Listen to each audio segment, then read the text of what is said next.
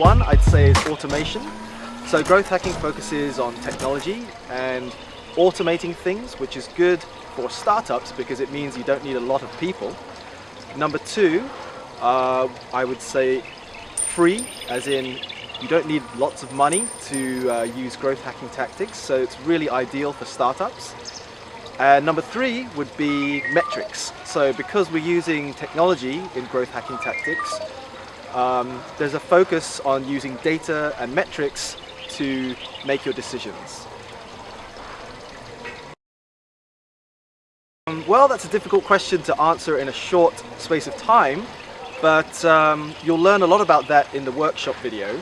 To put it simply, growth hacking usually involves finding an opportunity, maybe a short-term opportunity, and using technology to exploit that opportunity.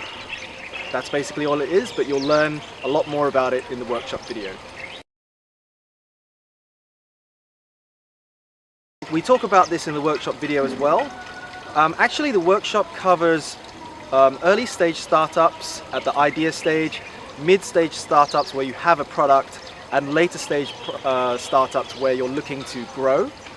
But I would say the most content, most of the growth hacking tactics focus on the middle stages. So I'd say 60–70% of the growth hacking tactics that we discuss in the workshop are for middle stage, but the other stuff is good for early stage and late stage. So we've come to Morocco to share these tactics with you because we feel that growth hacking is a really useful subject for startups to learn, because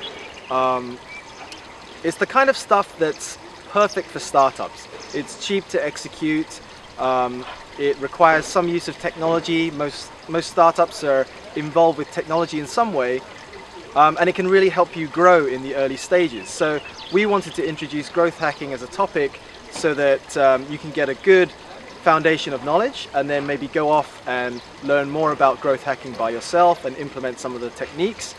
And you know, growth hacking is not a super new subject. It's maybe a new keyword, because some of the tactics that we talk about in the workshop you've probably tried yourself before, but you just didn't know that it was called growth hacking.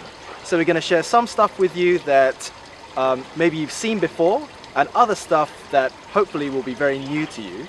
And we hope that you can take the knowledge and go away and implement it in your own startup, and also the startups in your communities. And from that we can see a lot of growth and a lot of exciting things happening in this region.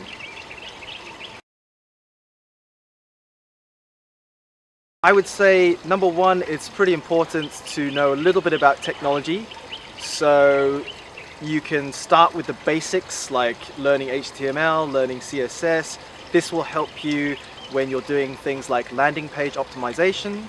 You can move on from there and start learning proper programming, learning how to script things, and that will help you with automation. So number one, it's important to know a little bit about technology. You don't have to be an expert, but it's important to know what is possible. Number two, I would say you have to be willing to take some risk. You have to be willing to maybe break the rules a little bit sometimes.